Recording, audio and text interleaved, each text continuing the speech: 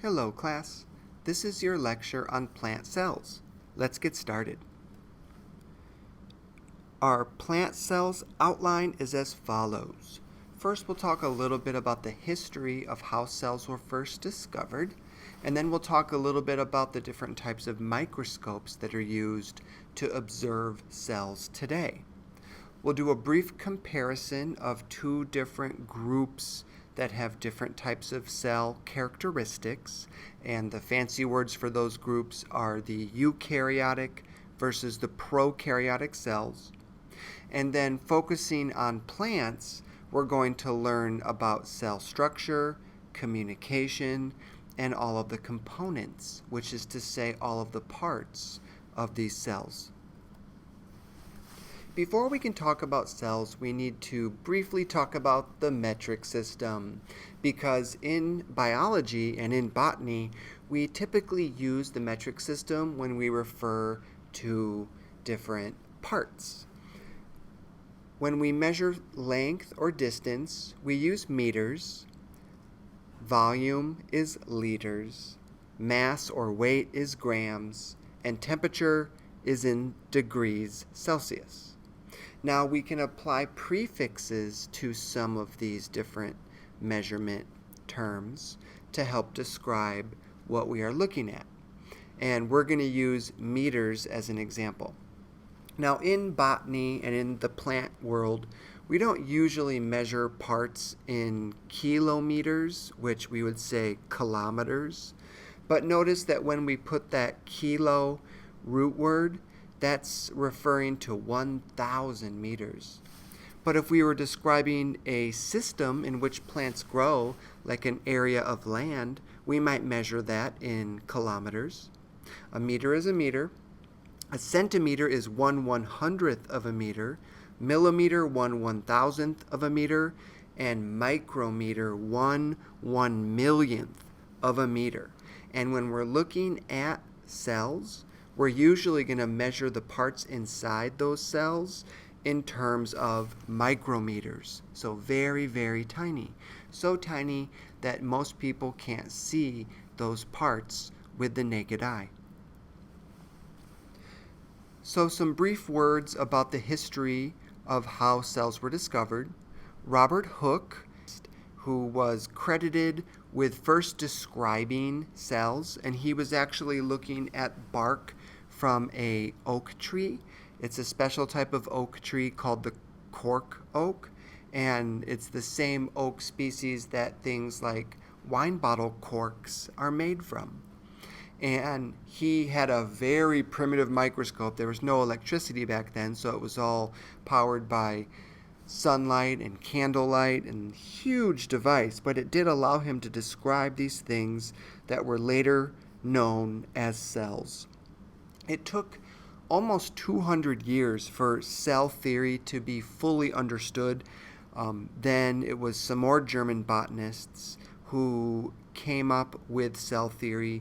It's composed of two parts. First, all living things are made up of cells, and two, all cells are formed from previously existing cells, which is to say that the conditions on our planet today do not allow for cells to spontaneously form. But billions of years ago, this did happen. So because cells are so small, we've got to use microscopes. And the first type is a light microscope. This involves a light source in which light passes through your specimen that you're looking at. This allows us to get full color images of cells. It allows pretty good magnification. It allows us to see up to 1,500 times larger than we would see with our naked eye. Now, if we want to see things smaller than that, then we've got to use an electron microscope. This uses an electron beam that passes through the specimen.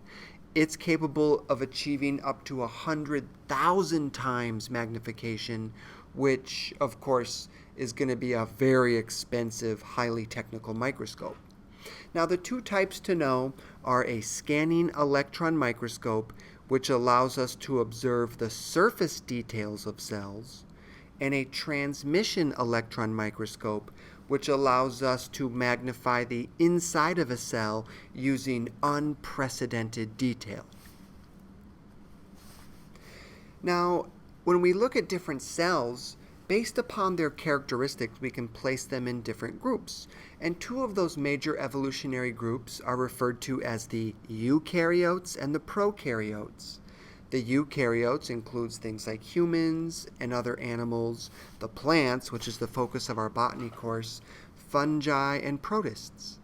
The prokaryotes, on the other hand, those are single-celled organisms, things like bacteria. One you probably haven't heard of is called archaea. These organisms are important for ecosystems and important for some types of plants, but we're not going to focus on those in this class. Prokaryotic cells in general have a structure in which there are no organelles found. They have a complex cell wall.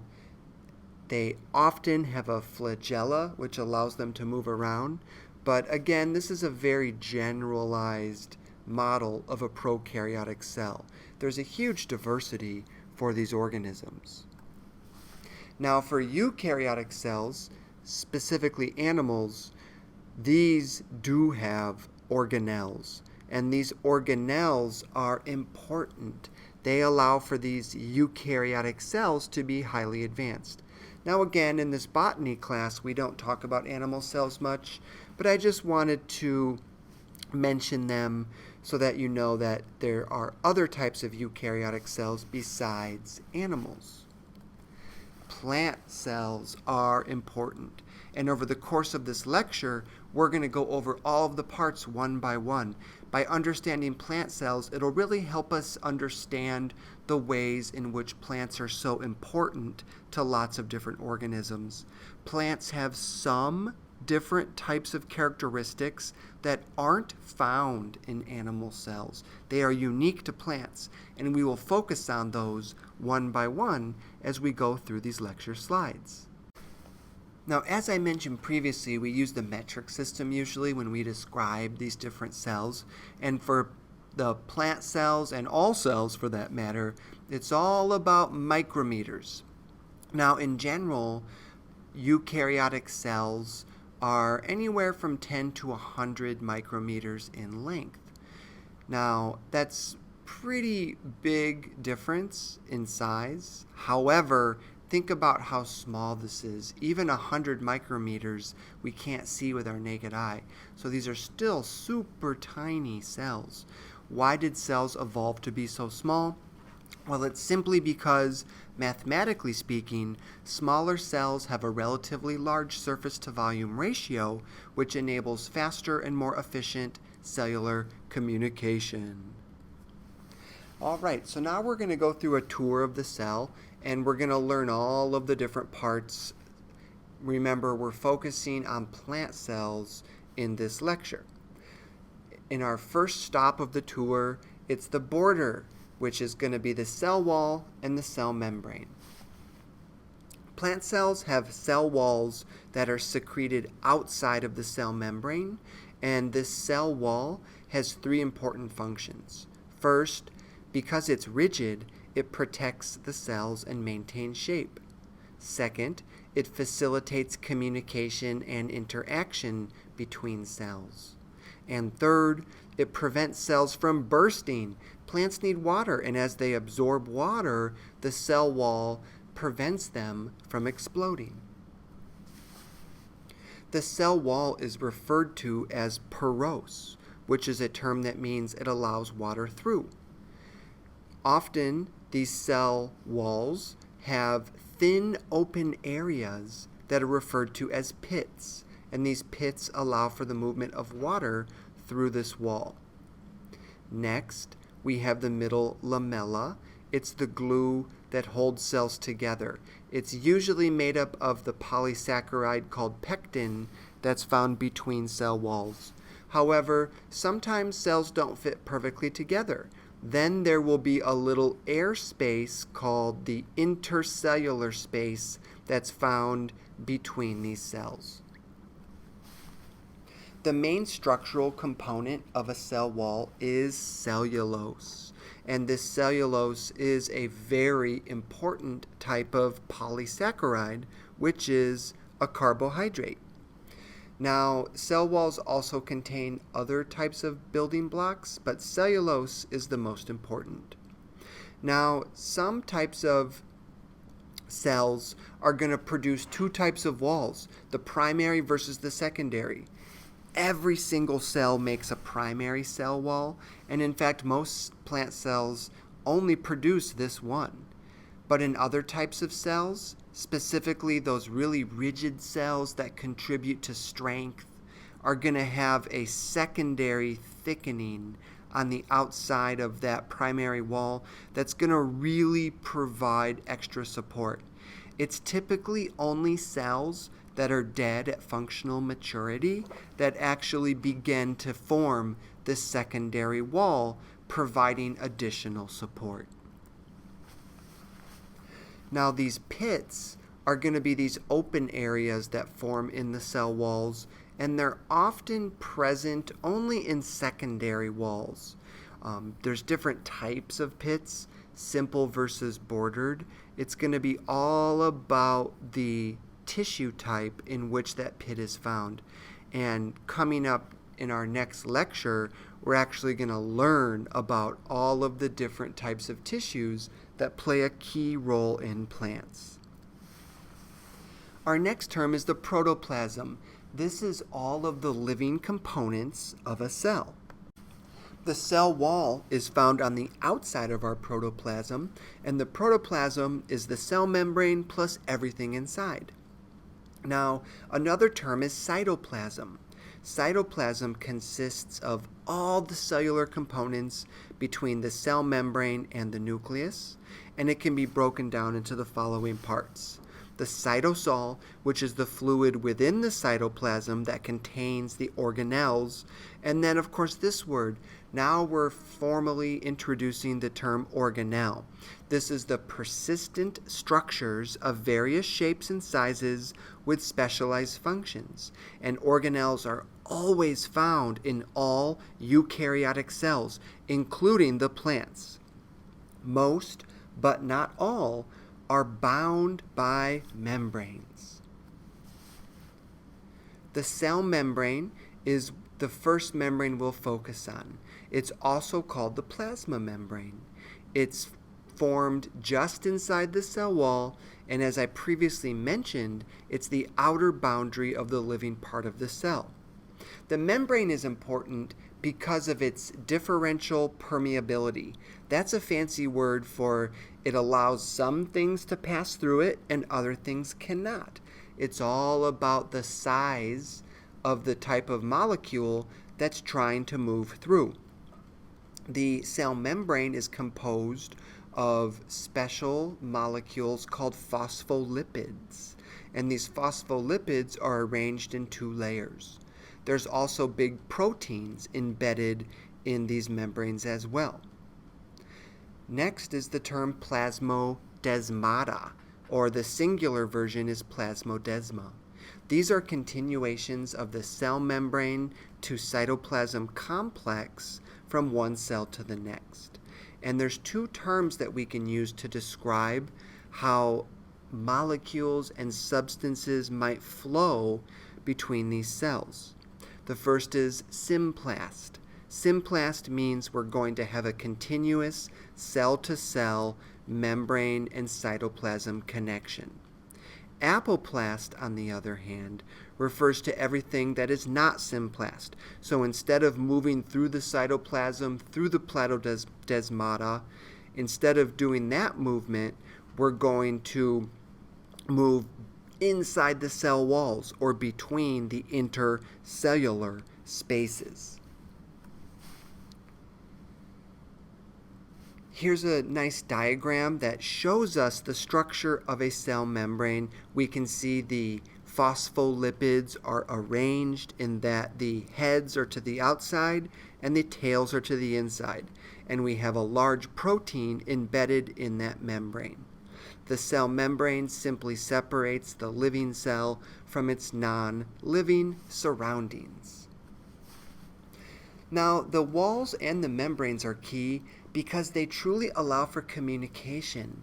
As fluids and molecules dissolved in those fluids pass through cells, important reactions and communication might be occurring.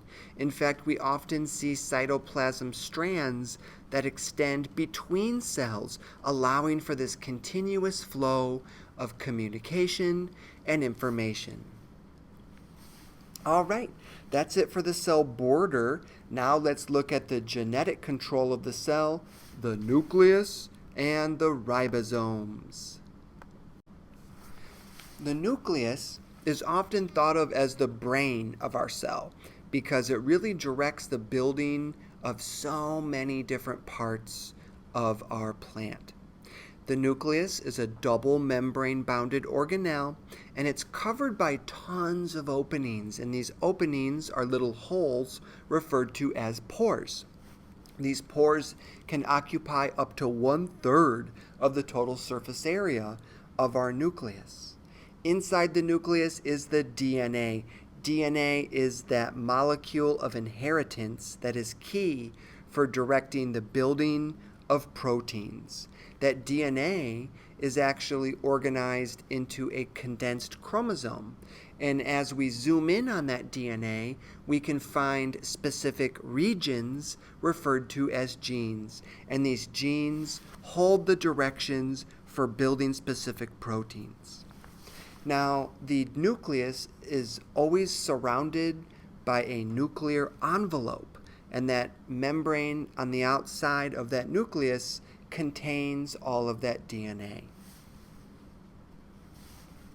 Another important part of the genetic control of a cell is the ribosomes. There are millions of ribosomes inside one cell. We find them both stuck to membranes as well as floating around free inside the cytosol.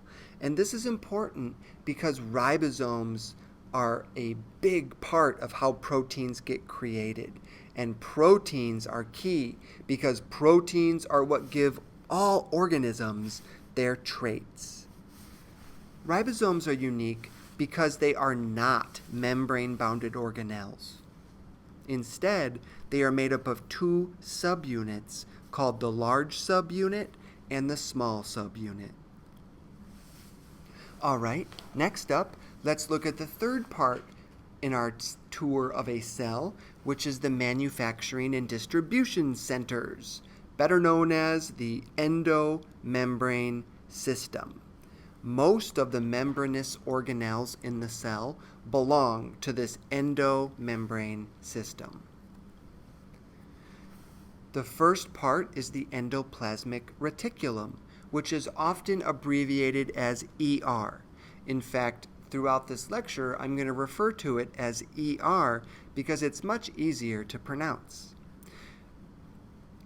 Either way, whether we're talking about rough or smooth ER, they're simply just folded up membranes.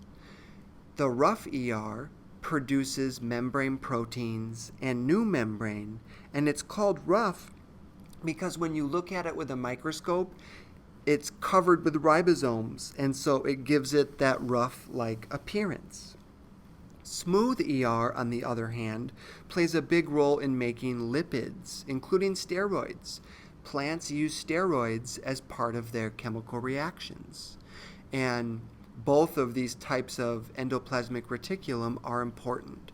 We can think of these as being part of the factory assembly line of our plant cell, in which it's making these products that can be transported in the next phase.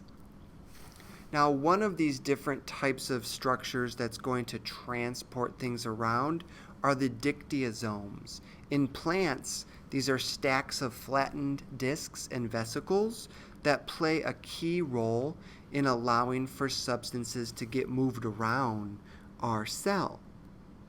Largely because we're going to capture different types of cell products and we're going to collect them in little transport vesicles. And these little transport vesicles are just little folded membranes that contain the molecules where they can be distributed to where they need to go. those vesicles simply pinch off based upon these membrane chemistries. Some important functions of dictyosomes could be to contain things such as cell wall polysaccharides, floral nectars, and essential oils in herbs, all important types of substances that plants need to survive. Another part of the endomembrane system is the vacuoles. Now, vacuoles are typically single membrane bound, and their number one priority is the storage of water and also substances dissolved in that water, including things like crystals and salts and sugars. Vacuoles are huge. They can occupy up to 90% of the volume of any given cell. All right, next up in our tour of the cell is the powerhouse, the energy conversion, which is to say chloroplasts and mitochondria. Energy is required for all living things, and plants are unique in that they usually have chloroplasts, which allows them to do photosynthesis. And photosynthesis allows you to take an inorganic molecule, such as the carbon and carbon dioxide, and build an organic molecule, such as a glucose sugar. And we need these sugars because it's a constant supply of energy. That energy can be broken down by the mitochondria, and then that energy transformation allows cells to get work done.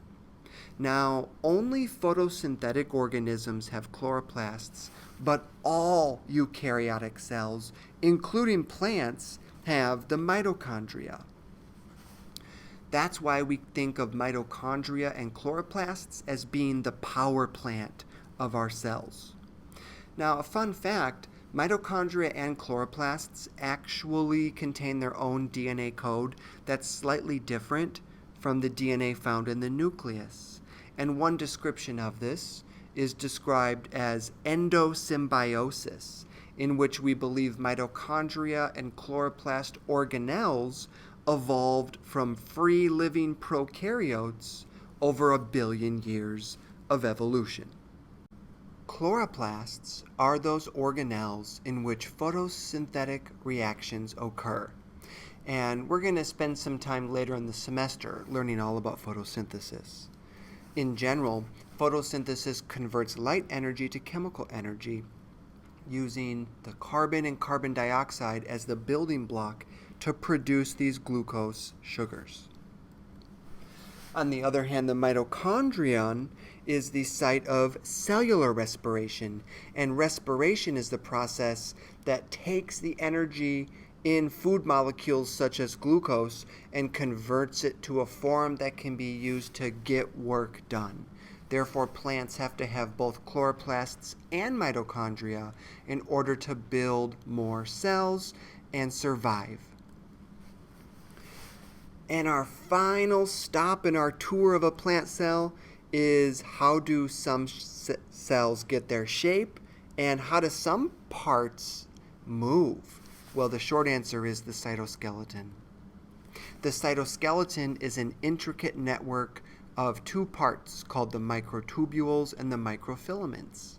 Now, in plants, microtubules control the addition of cellulose to the cell wall. And of course, that's key as cells divide and we build more cells and, of course, cell walls around them. Microfilaments are typically just important to animals because they play a big role in, for example, allowing for movement and contraction.